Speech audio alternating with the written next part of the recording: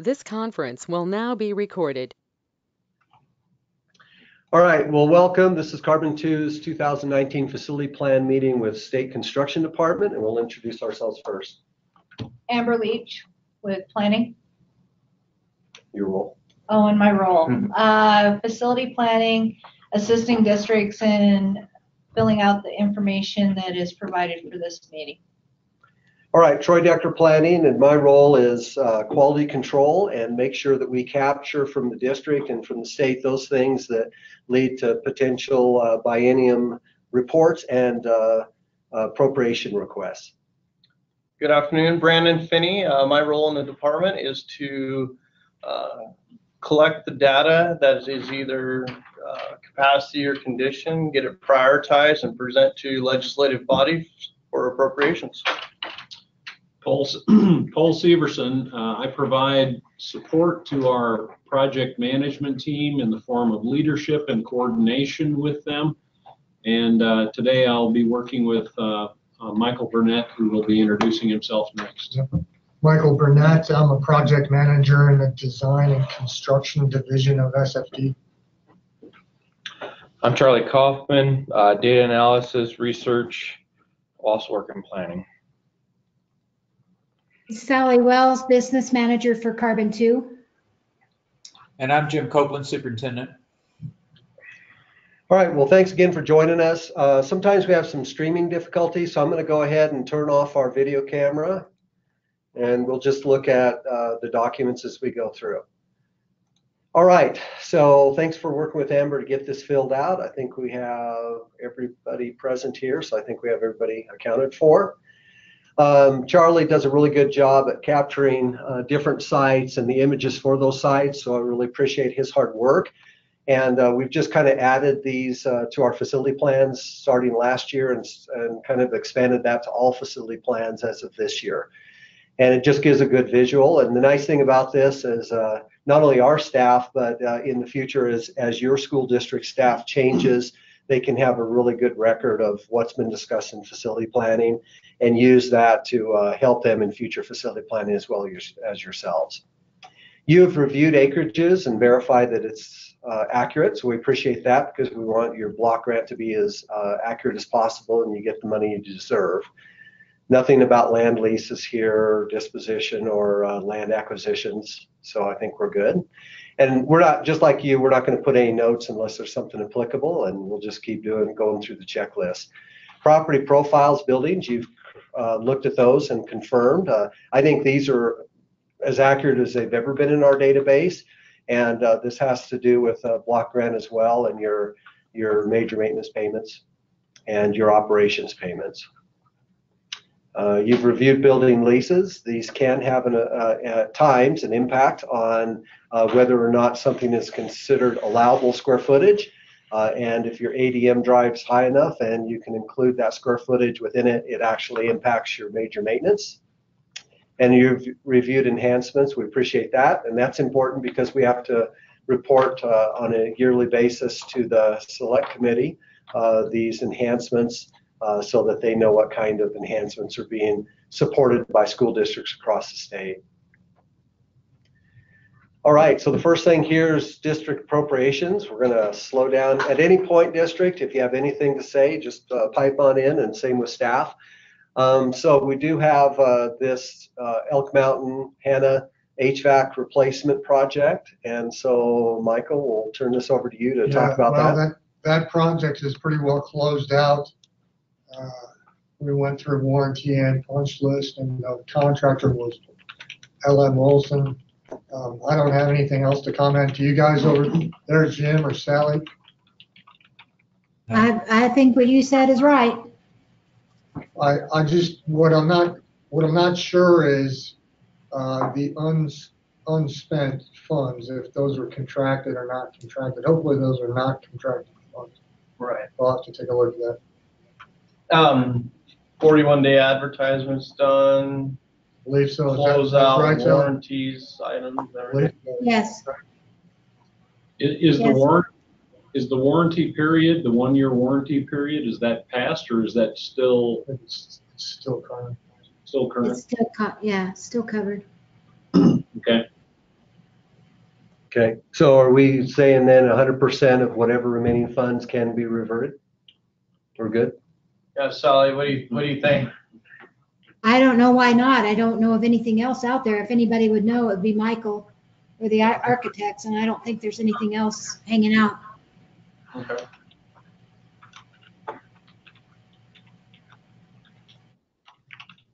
Okay, then we'll go ahead and revert those funds. Thanks for letting us know that. So you think that 644,000 is accurate probably then for that? Yeah, we'll go through a process of scrubbing everything. And Sally, I don't know if last year if we've done any reversions, but I actually sent out a letter too before there. So there's a couple quality control checks, clean up, double check the numbers. I send out a letter to reiterate, just in case something pops up, and then after that, then bam, it goes out the door. Wonderful. So Okay. And that's important, obviously, because it goes back to the state, and then we are able to hopefully use that for future projects appropriated through the legislature in some way, shape, or form. That was a really good project. I'm sure that helped you guys a lot. Yes, it really went well. Okay, security funding. Turn that over to Michael. Yeah, so just to recap here on security funding, the current budget request in the JAC draft bill was drafted in December 2018, fiscal year 2020, 4.9 million proposed for additional security projects.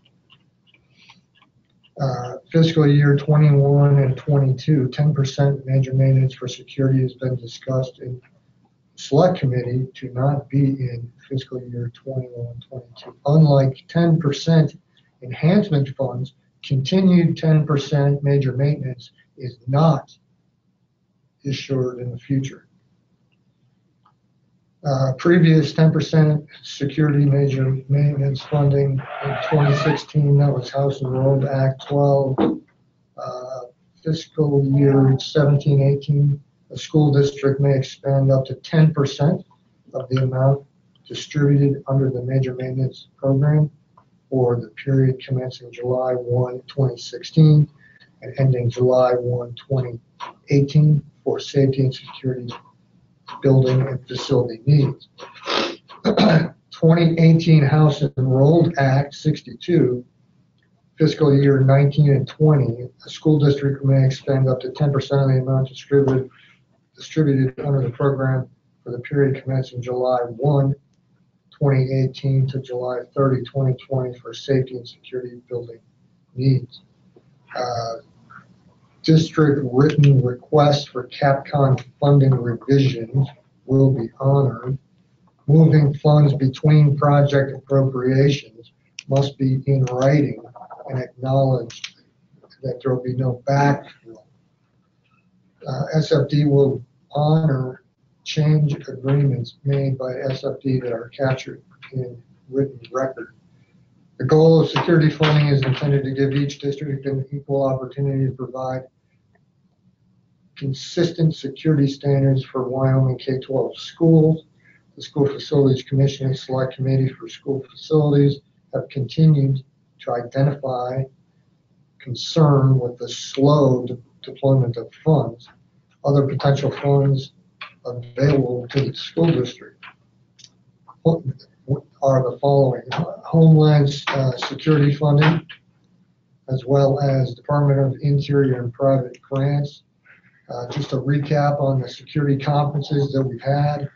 We had a security conference October 2017. We had one in March 2018, October 2018, and for the coming year of 2019, we are figuring out dates and locations to be announced.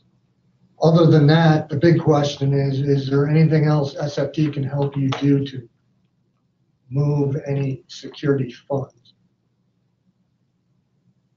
This is Sally, and from our perspective, we overspent our major maintenance allocation because we thought it was important enough to complete those secure vestibule projects at Saratoga Middle High School and Hannah High School.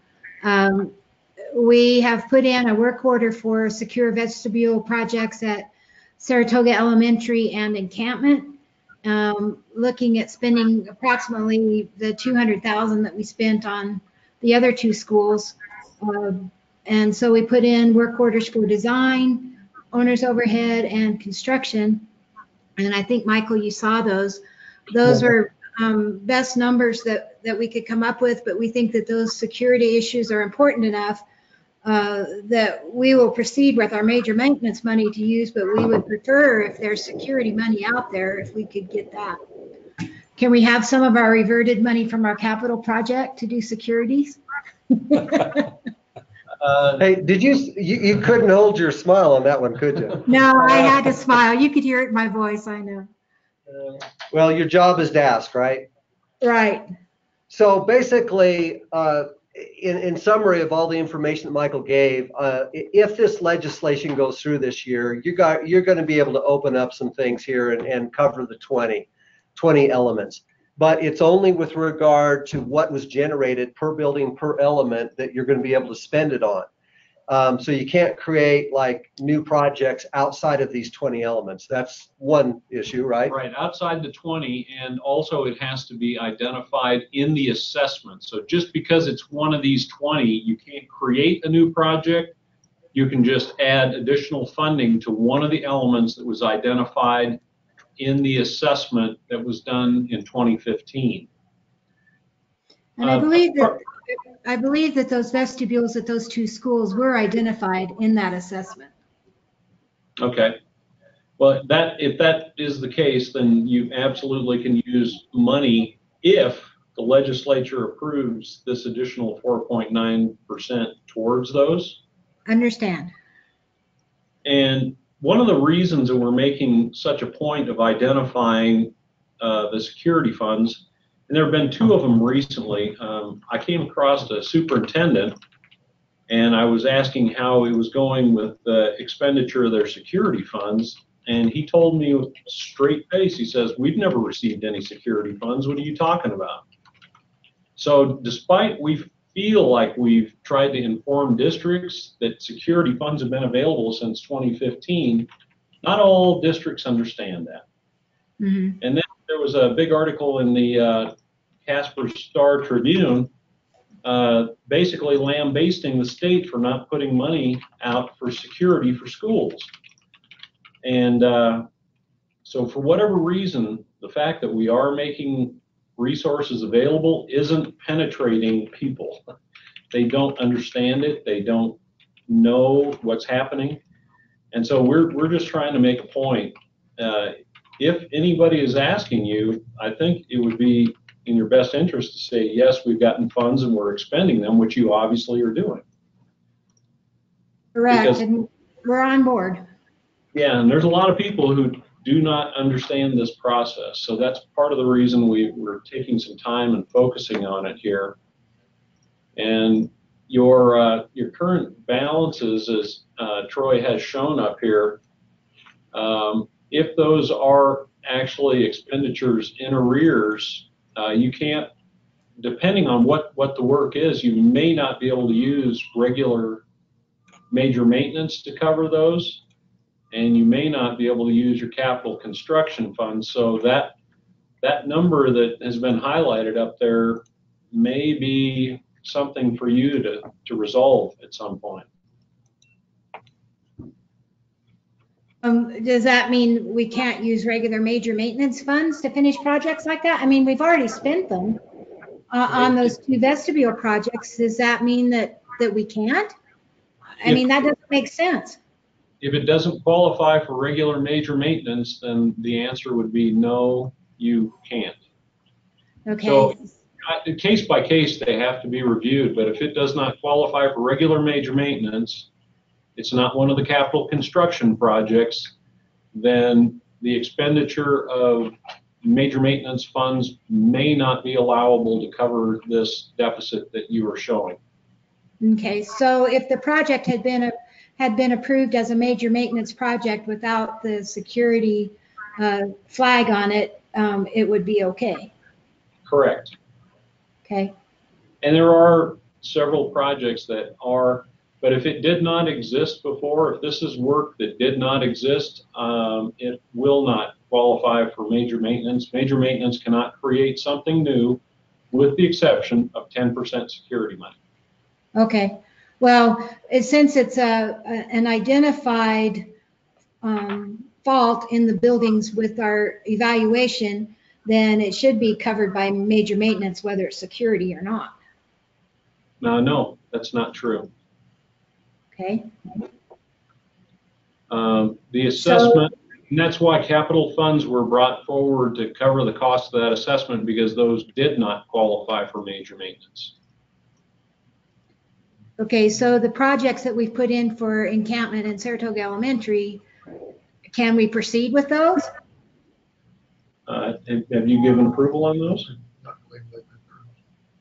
Well, That he has, the SFC has accepted them, but I don't want you to renege on your approval.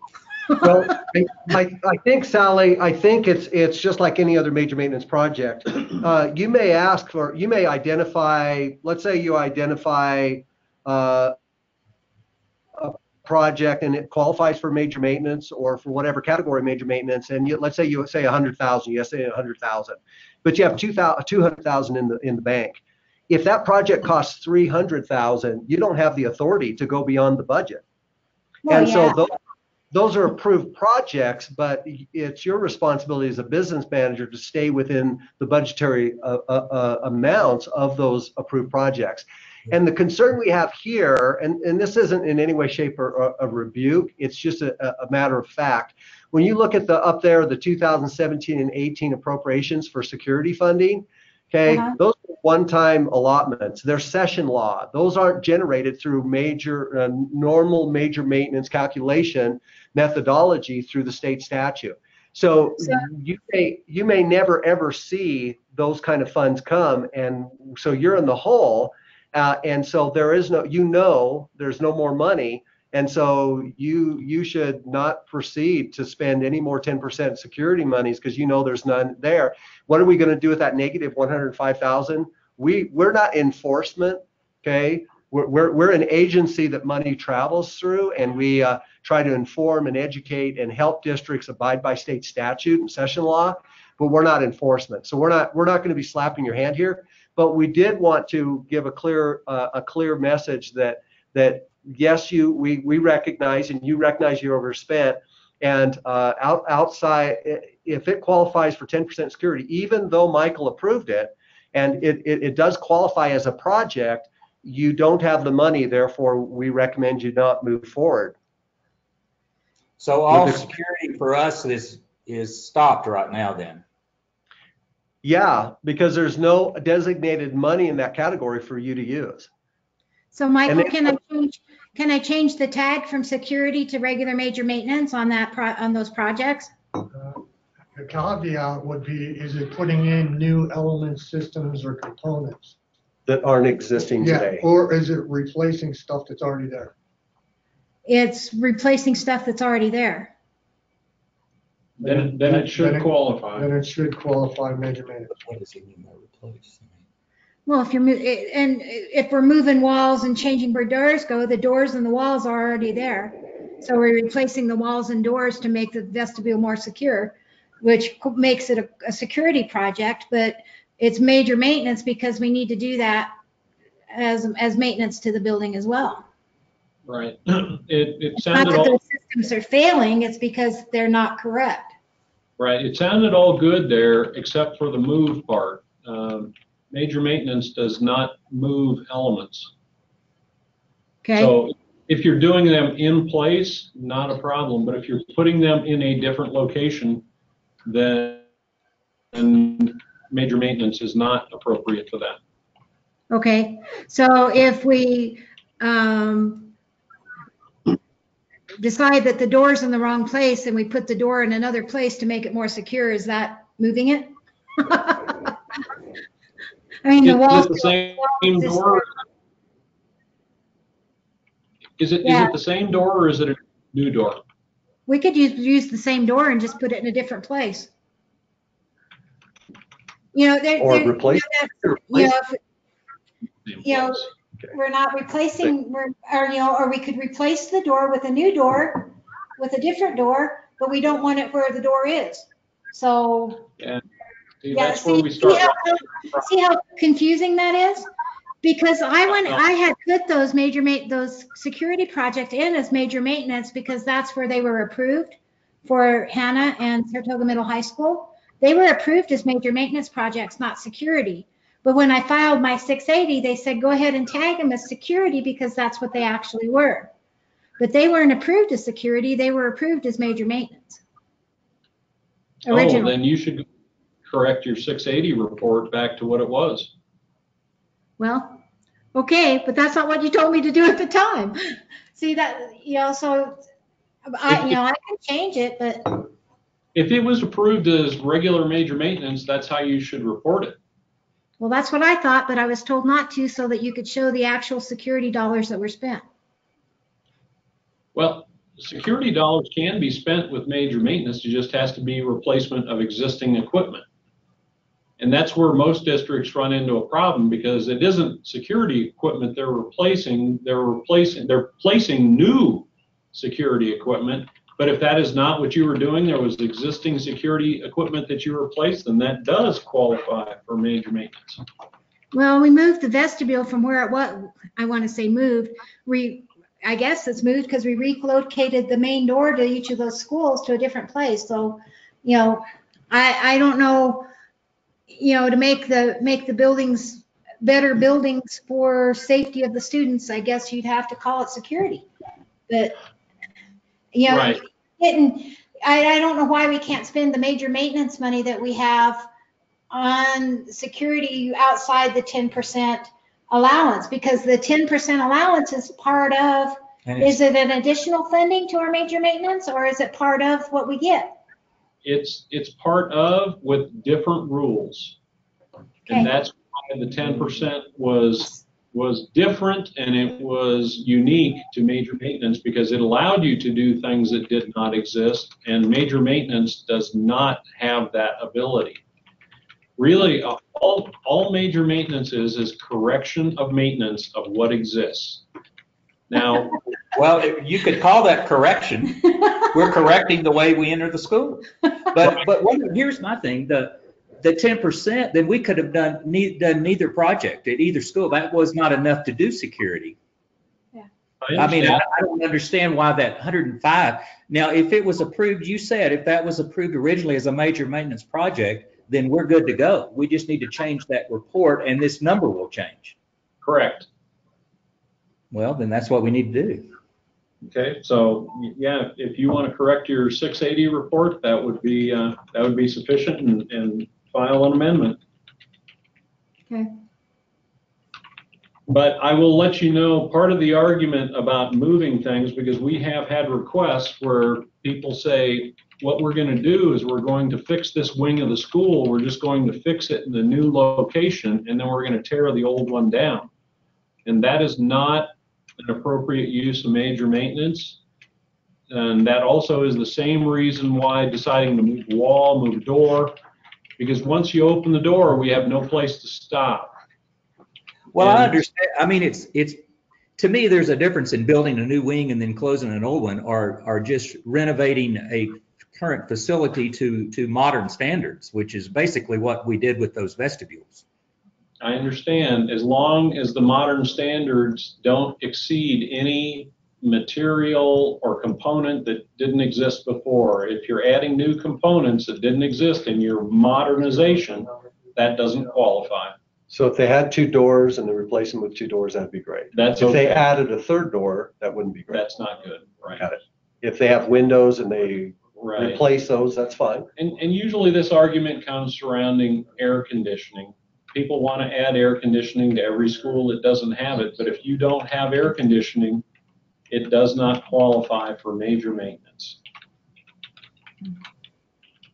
And that's statutory, and we don't have the ability to change that.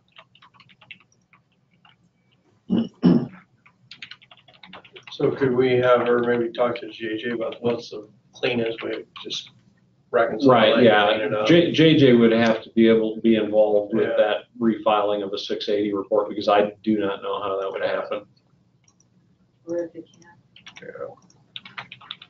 Okay, I assume everybody's kind of reading my notes as I go here, guys. And the reason I do this on the screen is if you see me type something you don't agree with, I'm just trying to capture the content of the discussion. So I think I've got that covered, and if everybody's checked that, we'll go on. So just work with JJ, I guess, to see if that can be recategorized. Okay, I know JJ, we'll talk. All right. And again, Sally, things happen, and we want to work with you. And certainly, if it qualifies for a different categorization, I'm sure that Michael and JJ will be happy to work with you if it's possible to change that at this point. And I don't know why it wouldn't, but we'll let them make that decision. Okay.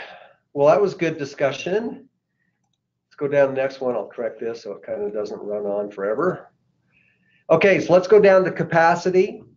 So Charlie does all our data on this stuff across the state, and it's based on WDE reported enrollment, and that comes to us after it's all scrubbed. You guys, it's October 1st of 2018 that we use, and it comes to us at about end of December, and then we scrabble to get ready for you guys. But looking at your capacity, you are not pushing capacity at any one particular school. When I see like Saratoga Elementary School, 84%, I'm sure you feel the same way. What a blessing it is to have that many students in there. You guys are kind of an agricultural, and you've got the wood mill there and things like that, but a pretty stable community. So we wouldn't anticipate you growing a huge amount, but if you did, that would be a blessing as well. Here's your enrollment projections. And we just kind of go 10 years trailing data in the past and project out. And that might be too small for anybody to even see. But for some reason, our colors aren't coming through there very well. But looking at these 10 years, it's nice just to go right down the kindergarten row there and see your kindergarten numbers district-wide. And it looks like you guys dropped down last year. You're kind of popping back up. But you've been in the 50s, pretty well consistent just until the last couple of years. So hopefully you guys, who knows, if just bumper crops or you just had a low birth rate that year for that community. But it looks like you're pretty stable for the most part. When we do look at these 10-year trailing data, we always go back a year, like this is kindergarten back in 2008, and then it went from 47 to 49. The next year they went from kindergarten to first, and then we just follow that pattern, kindergarten first, and we follow that pattern over a 10-year average, and that produces a survival rate. We call it a survival rate. I had a legislator the other day tell me it sounded like we were killing children when they were less than 100% there. And of course, it's just a statistical number that shows basically the number of students moving in or out of your district at those different grade levels. So you guys are actually losing 3% over the last 10 years. 3% of your kindergartners do not go on into first grade. And then when they go into second grade, it looks like if that's a 98, you guys actually increase a percentage, pick up some students. And for some reason down here in second grade, you guys really pick up at 103%. So that's a blessing. Jim, any thoughts on why you gained that many students in second grade? Oh, not really. Just the way people move in when you're our size. Yeah, interesting. We gained 11 students at Saratoga Elementary this week. So there you go. Wonderful. That's good. And then you guys usually in third and fourth grade, you kind of have a down time there, but then you kind of pick up till you hit about that sophomore year. And actually your survival rates in reality compared to other communities are actually pretty good. We're sometimes down in some the 80s and stuff. I mean, we know that you lose some students along the way. We put these in here. You can't quite read those numbers, can you guys, for some reason? Is that a 98 or 95? It looks like a 95. 93. 93. So anyway, it's typical sophomore, junior, senior. Usually the senior year picks up again and students re-enter in order to graduate. But it looks like you're pretty stable for the most part across the board. Any comments on that? Not for me. Nope. That's pretty consistent. Looked at this. Every student, what, Jim, every student equals what, maybe 15,000, give or take? Yeah, Holly? give or take. Okay. Closer All right. to 8. These are just projections and they show you guys decreasing, but on your numbers and stuff, you guys again are a pretty stable community, and I would assume that even though you have some trends there, we did this in Lingle one time, and Lingle was projected to be 0 by the year 2000, 7 years out. Well, it's an agricultural community, we know better. So it's just mathematical computations, and it's really more for remedies. When districts are growing and need appropriation requests, we can kind of estimate what those numbers will look like when we build new schools or add on. This is the statewide list. We put that out each year. So we do have quite a few districts that are over capacity above 100%. And so it's kind of interesting. And one of the issues here is the School Facilities Commission kind of changed their capacity methodology to up to 25 students in a classroom if the space allows for K through 3. And then after public comment and on their rules and regs, they changed it back to 16. So that's why a lot of these schools from last year compared to this year, a lot of these schools popped up. If they're elementary schools, they went a lot higher because restricted capacity is less.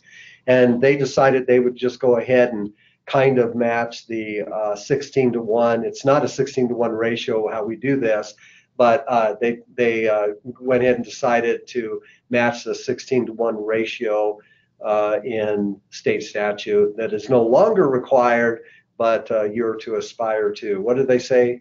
Endeavor to attain. Endeavor. Okay, there you go. When practical. When practical. Practicable. Practicable. Okay, good. So there's the statewide list. And it's kind of interesting because in the past we'll be talking about that. We always have this list, and it's good to see those numbers, but how we prioritize projects in the future here won't be quite like this, and we'll show you that in just a few minutes. So I don't think there's any real things to say there. You don't have a charter school, so we're fine there. You guys understand the condition assessment and how that works, I think, Jim, the FCI scores? Yes. So I think we're good there. And I've just thrown on some illustrations. We get new district personnel quite a bit across the state, and we just want to make sure for those who are new, what does all this data mean, and how do you get these numbers, and how do I interpret them, and what do they mean for me in my school district? And that's an important question to answer, and you've learned along the way, so I know you're familiar with it. Here's our statewide list from the highest needs down to the just the first page. You guys are not on this first page at all. I think it's give or take 25 to 30 schools, and that just represents the highest condition needs in the state, working down from all the buildings, educational buildings across state. These are ancillary buildings or for support facilities. That represents that. You don't have a building on that list as well. I take that back. Saratoga Bus Barn. But if I recall, you just put some major maintenance, and I think you made that comment later down here that you put quite a bit of major maintenance in that bus barn. Is that correct? That's correct. Okay. And so we will catch, we'll be talking here in just a moment, our next condition assessment, and we will be catching that in the next 2 years, and we'll update those to make it accurate according to the work you've done in there. Educational Facilities Needs Index, this is just your school district by itself, from your highest need school down to your lowest. We know that the junior high school at Hannah Ellicott Mountain will increase probably to some degree because of your latest multi-million-dollar project there, and at least in that system will improve that score. And we also just renovated the VOAG building, so at encampment, so those top two will be changed. Oh, wonderful. Okay, good use of money. Okay, so I think we've got that covered. You mentioned that here, the HVAC and VOAG. So that's great. And you've also, and you know the value of the obviously the component funding for your district, and we sure appreciate you guys working with Michael to get those in on a regular basis. And in the future, if you have more, we'll welcome those requests as well as we go through the prioritization process. You guys updated your statuses in the AIM database for work orders, and that's just a house cleaning process that we do each year. Thank you for doing that. And then I noticed you had quite a few notes here, so I'll kind of bow out here for a second and let you talk a little bit about these.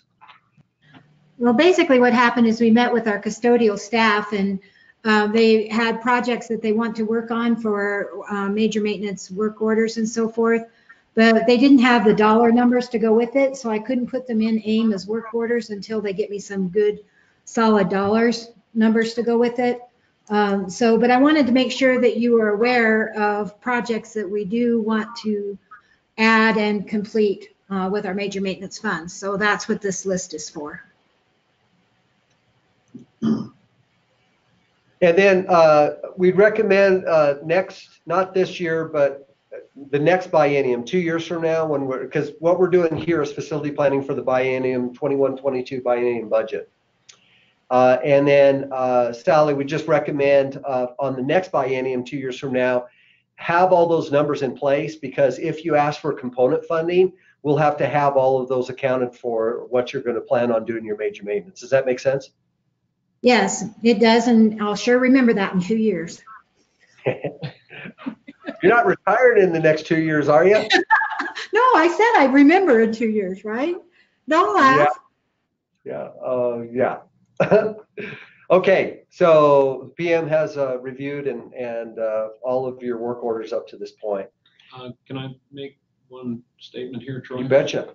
One of the points that you brought up before is, will you withdraw your approval of a major maintenance request after the fact? And the answer is absolutely yes. If we find out that we have somehow not been informed of all of the ramifications or anything associated with that, we will absolutely withdraw our approval.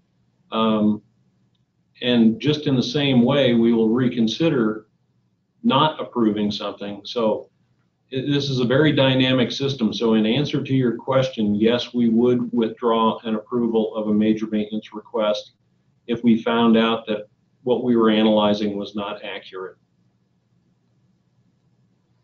According to definition. Correct. Right. So Okay.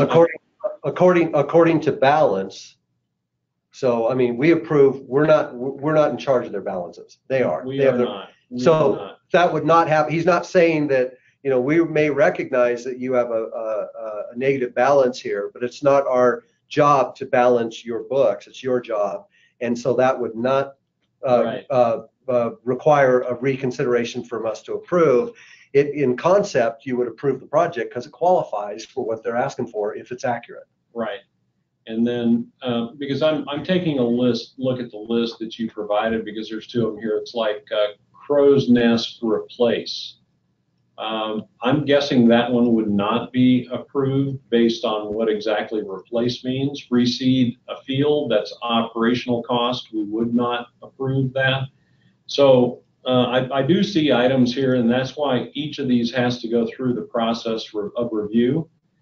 And it is not uncommon for us to find out after the fact that the request was not completely accurate in regard to what the work was that was being done. And if that is the case and it does not qualify when our understanding is corrected, we will not continue with the approval. I understand. Those were things that they had requested, and so I threw them out there just to kind of get what you just said, to hear you say that would probably not be an approved project, so we won't proceed. Okay.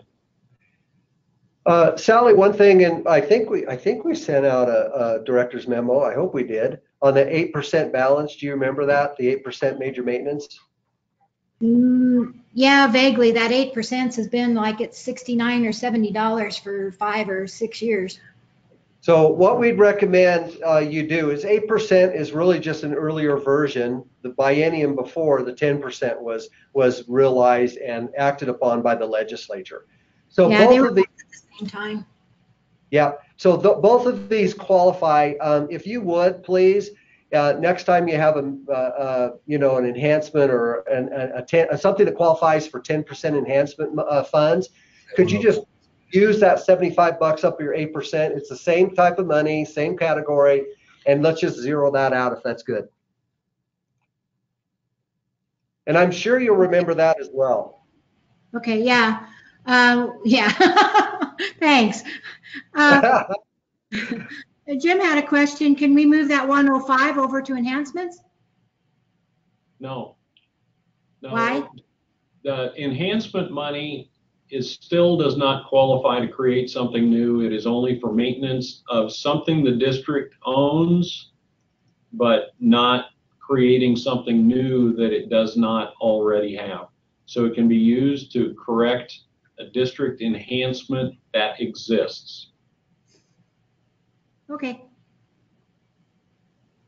So yeah, and I would add to that when these appropriations come out and they're categorized by the legislature and approved by the governor, we don't have the ability to recategorize the appropriation because they have the authority, and they've talked to us about this multiple times. Yes. They have the authority to appropriate monies and to categorize those monies as capital, 10% security, enhancement, regular major maintenance, whatever. We do not have the ability or the legal ability or power to recategorize them according to our reasoning. I don't want to recategorize the allocation. I want to recategorize the expense.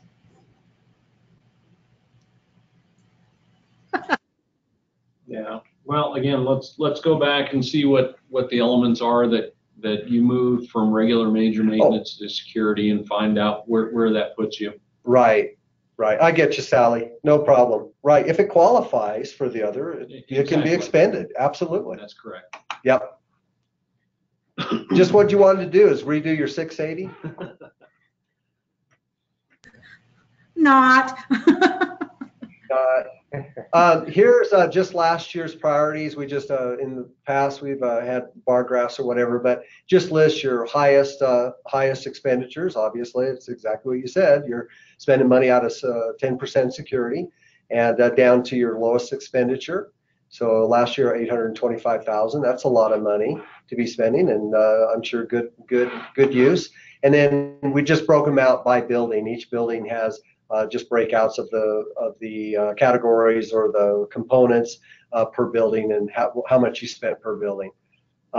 We didn't necessarily, we really capture this more for a historical record so that if we ever have legislators, the governor's office, or whoever ask for this, who has the freedom to ask for this and get it, we can send them a report, and it just gives them a really good understanding of what you're doing, what your priorities are, and historical record thereof.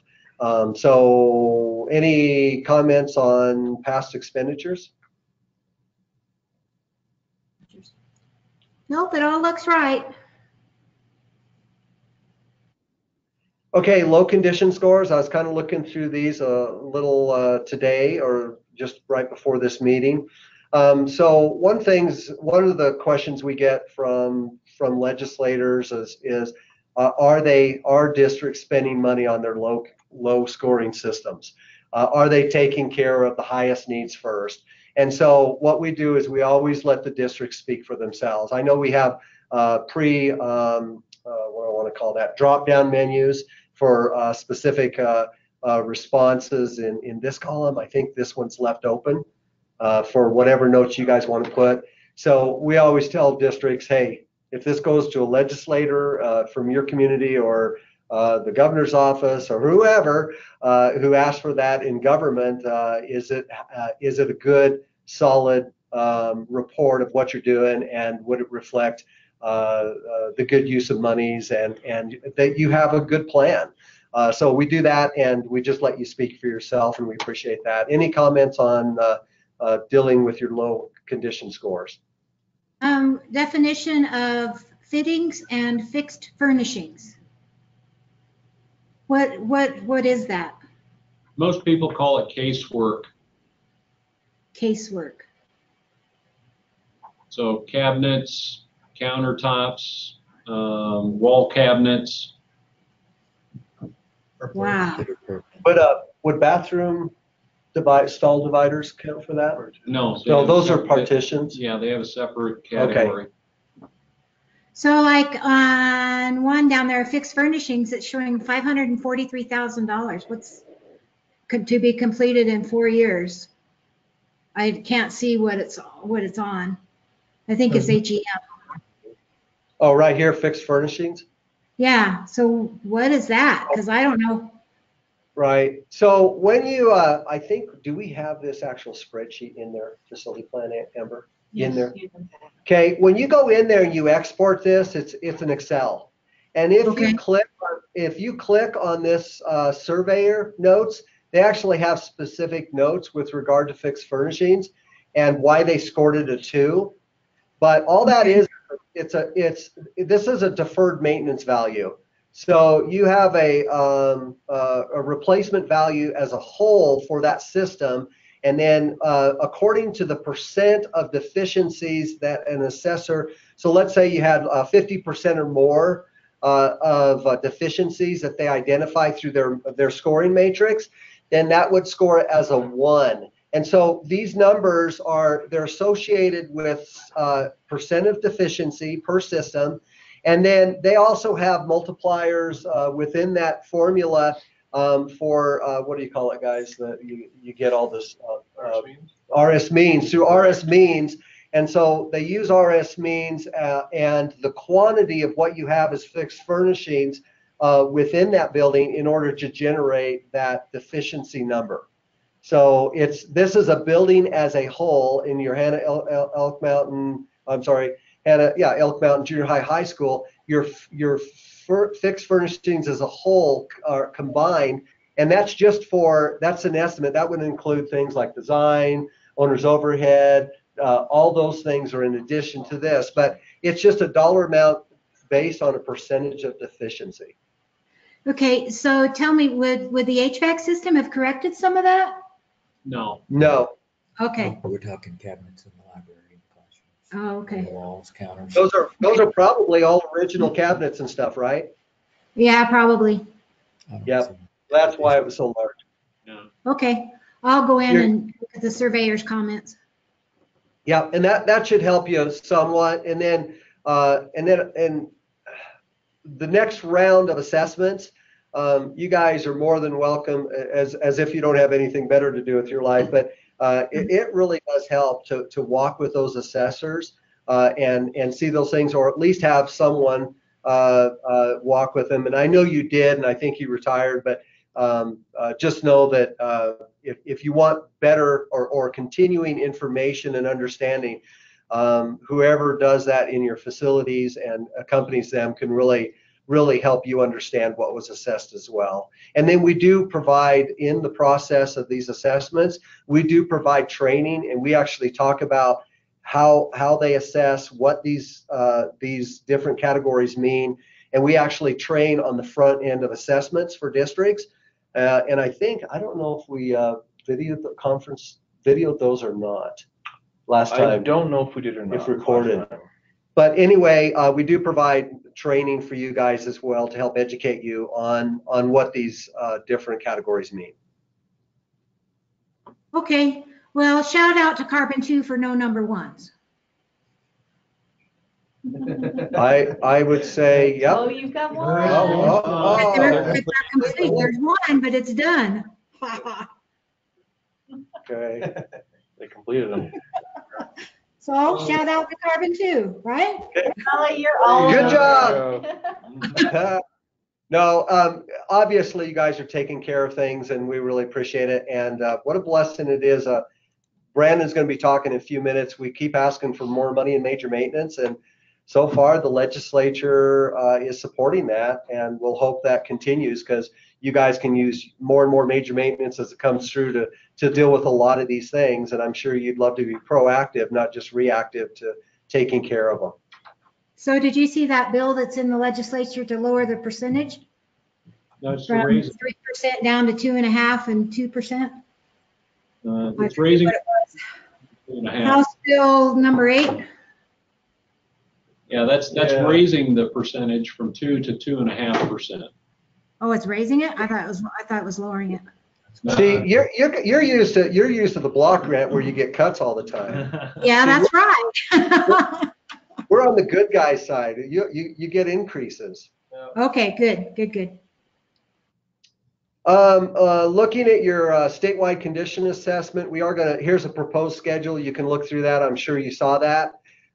So just be engaged. Make sure that whoever's over facilities, and I know you guys are limited in the administrative roles, but you're welcome to. I always attend. I've been doing this for 10 years now. I used to assess buildings. I attend these at least probably 3 or 4 of these every time they go through this, so that I refamiliarize myself with the condition assessment, the tools, and all stuff, that kind of stuff, and I can stand before legislative committees and actually talk constructively about what I saw, or if they have any questions about the process. So here it is. You guys have been through it before, so I think you're very familiar with it. But we're starting to put this out and let people know it's coming. And then you know it's coming, and it's not a surprise, and you actually have a schedule that correlates with the agency going out and having a third-party consultant do the work. So any questions on that? Nope, no questions. Okay. And Jim, you were part of this process. I know you weren't able to attend the Casper finalization meeting, but this is pending commission approval, and we really appreciate your involvement in that and helping score. So thank you for that. And now this is the prioritized list that's going to be recommended to the commission and considered by them. And then what happens is our director works with legislative leaders and the governor's office to kind of decide how much component money will be requested in upcoming budgets. And then if they say, hey, we're going to support up to 10 million, well, on this list, we could go down 4 projects. You see some of these are very large, kind of like yours, close to 3 million. Yours was a little over. And so we could go down through number 4. If they said, hey, maybe you can go to 15 million, we could go down to number 7. And then the funding for that would be what, 2021? 21, yep. We're doing a 21, 22 budget right now. So it would be July 1 of 2020. Yep, fiscal year. Yep. All right, so thank you for participating in that, and we appreciate it. And I'll tell you, this is, and you guys have experienced it, this is such a important resource for the school districts. And I think the legislature's thinking if they increase major maintenance enough, maybe they won't have to do this. But we'll see over time if they provide enough that we can catch up on those districts that really can't qualify for major capital projects through other avenues, that don't have enough major maintenance. We can catch up on all that. And just like your district, hopefully we can give you enough, or the legislature can appropriate enough money for you to take care of your buildings adequately just through major maintenance. That's the hope and the goal, I think, of the legislature. Okay, Brandon. Well, to piggyback off what Troy was saying, the House Bill 8 is to try to get off the component funding and actually get major maintenance appropriations at the level they need to be.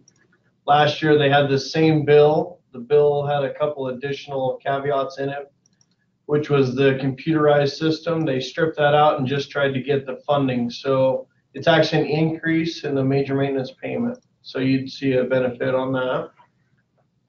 Public Works contracts is House Bill 52.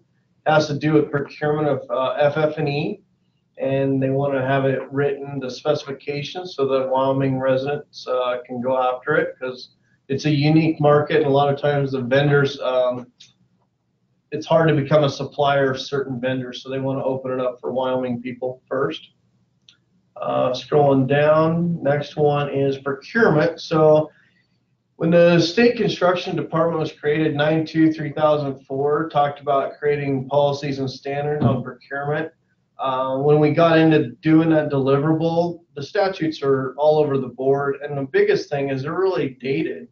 So what we're trying to do here, or the legislature is going to do, is increase the values to present values of today's dollars. So the bonding is currently at $7,500. It's written 40 years ago. So increase that to 50,000. A&E procurement's done in 3 stages. Stage 1 is 0 to 25,000. You could select somebody. 25 to 50, you would get proposals or quotes. And then 50,000 and above, you do more of a formal process, which you guys probably did on the Hannah project. Advertising, it's also real choppy. Sometimes it's 1 week, sometimes it's 2 weeks, sometimes it's 4 weeks. So just 2 weeks across the board. Yeah, because right now it's one time in a local thing. Yeah, so on the 21-3-110 on the construction, it's 1 time. When you're doing procurement on the state side for an architect, it's 4 times. So they're varying. So what we're trying to do is get everything at equal dollar amounts and get rid of some of the red tape and hopefully create some efficiencies.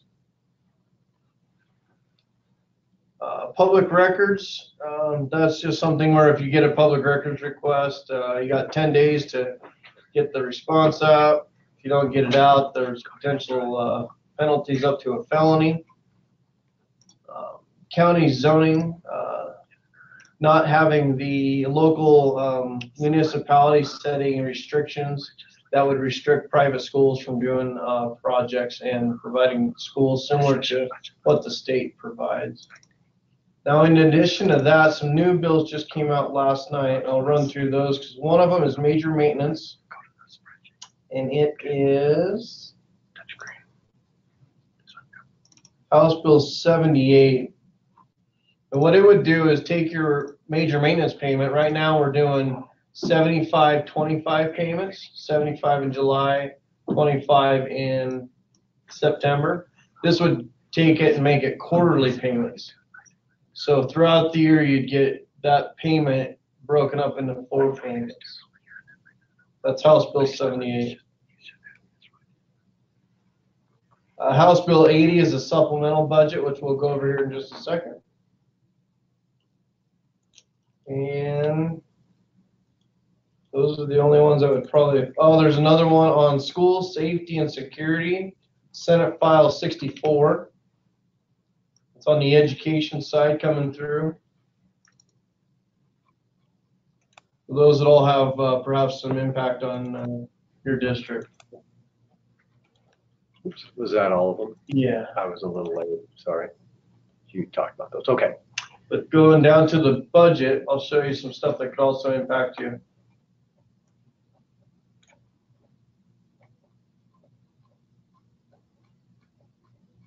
Which one? Their facility plan. Oh, I'm sorry. I thought you were in there.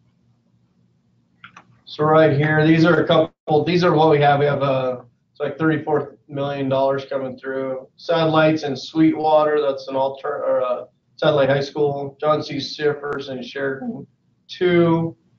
The Shawnee is a reappropriation of some funds. Montessori, they have a charter school lease. Unanticipated is to cover some costs if things go over on any of the capital project. But the security project, so what Michael was talking about earlier is, they made those one-time appropriations, and it happened twice in a row. And what happened was the economy crashed. They wanted to keep allowing districts to move forward with security, but they didn't want to provide any money, so they made the latitude to spend up to that 10% out of your major maintenance. Well, the plan was to get off that and go back to regular capital funding so that your major maintenance is whole, and then in addition to that, inject some more cash in there so your major maintenance, you can move forward. This security money, you would get money out of this right here. And then also your major maintenance payment is anticipated to go up, so you'll get a little bit bigger check too. You see, we're asking for another $1 million. We were short when we ran the calculations. So those two would impact your district directly, if appropriated. Okay. And then we have a charter school, another lease on charter school here in Laramie 1. Okay, so it's kind of interesting because in the past, well, up to now, we've been requested to provide a capacity prioritization list to the commission, and then it's forwarded to the select committee, and those higher capacity schools have been appropriated from a single list on the capacity for capacity. And then we have also provided a single list for condition scores. So that list I showed you up there that started with the highest need school down to the lowest or whatever. So that world's changed. Rules and regs, School Facility Commission rules and regs were updated just recently. And what it does is it takes capacity, it takes condition, and it takes educational suitability, and it puts weights to each of those scores. So each building would have a capacity number, and well, let's go to condition first. Would have a condition number score, and that condition would be 50% of the total score for that building. Then you'd add to that the 35% weighting for the capacity. That would be 35% of the score, and then 15% for educational suitability. And those three combined are to end up as a final building score, composite score. And then that list then is prioritized according to those three values, highest on top down to the lowest for the composite score. So that's a new world we're in, and unless the legislature changes that this next month or so, then that's what the new, and we don't even know what that list looks like yet. So we're going to have to go through a whole process of developing that list, and educational suitability. We did that in 2009-10, and we have a list, but it doesn't include all the buildings that have been renovated and updated, or newer buildings within the state that have been constructed. So we have kind of an incomplete educational suitability list, let alone the fact that we probably ought to revisit that educational suitability assessment tool and work through some kind of a collaborative, not a collaborative process, but well, I guess collaborative process as we go and reconsider what that looks like and how to apply it to all the districts, and then go out and ask for maybe a reappropriation or an appropriation for funding to do educational suitability. So you develop the tool, you go out, you do that, and all the, so there's going to be another assessment team within your schools on top of the condition assessment teams that is going to look at educational suitability, do their scoring, and then they'll come back and then we'll combine all those numbers into one holistic number per building. So does that make sense? Yes, I lost my mouse. No problem. That makes sense. Did you guys attend any of the meetings, the public meetings on the rules and regs? No. Okay, so with that then, my understanding then is at this point, we, I don't think you guys had anything on the, if I recall right, did you have something on the component list request? No, Okay. not at all. All right, so my understanding then is as a district right now, you have no capital requests going forward for this consideration for this biennial budget. Is that correct? That's correct. We're sitting pretty good, I think.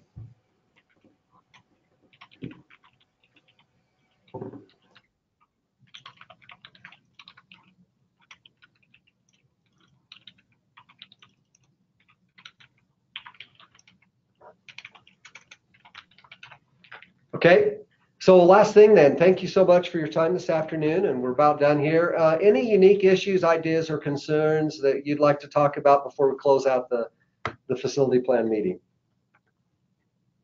Jim and I couldn't think of anything, just that we want to use our regular major maintenance for security. That's our big that we want to use our regular major maintenance for security. So that's our only thing, is we need to do those security things, but Guess we won't. Yes, we won't. Yeah. So that's it. All right, staff, anything else? Nothing else for me. All right. Well, we sure appreciate you guys. It's always fun to get together with you. And someday, if you want, you can come down and visit us in person. We also welcome you in person, but we know that that's a drive. And believe it or not, I live pretty close to you. I commute every day. So. Closer than Laramie? I live about 15 miles. I'm out at Lake Hattie, toward Lake Hattie. So I'm out at Harmony School near there. Yeah, that's really close. So closer. Yeah, it's closer than Cheyenne. I hear you. Yeah. Oh, yeah.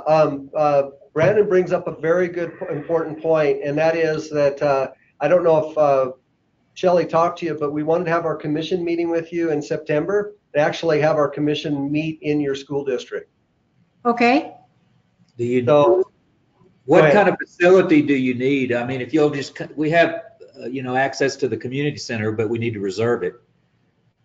Usually it's like the boardroom that you guys use. There's what, maybe 6 commissioners and 15 people? Oh, you mean the school board room here at central office? Yeah, it's nothing big, but the main thing is to talk some of your facilities too and show the commission what you guys have and what you've done with your money. Okay. If you'll just email us that, the needs, we'll sure be glad to host. You bet. We'll have Shelley get a hold of you, and Charlie will send an email to Shelley and just ask her to contact you and kind of give you a heads up of what to expect and when that date is, and then we'll go from there. But we've been doing that the last couple of years, and it's been really good. We get out in the districts, we get to see your facilities, and it lets you show off. It's usually only an hour and a half, 2 hours that we actually go out and look at facilities, but we can certainly talk with you about that. And they like to see new buildings, but they also like to see old buildings and challenges you have and how you've improved your facilities through major maintenance. So whatever you think is good there, we can certainly work with you to do that. All right, with that then, oh yeah, and we forgot to mention that Brandon and I are bow hunters, so we just happened to schedule it in September in Saratoga because we go up toward Battle and do our bow hunting. September 1st after. Have you met Mike Erickson, our encampment principal? Yes. Yep. There you go. He's a big bow hunter, I think, and his son too. That's great. Beautiful area. All right, that was just a bonus for us, just having it. So anyway, hey, thanks guys, appreciate you, and we'll talk to you later. Thank you. Okay, take care. Bye.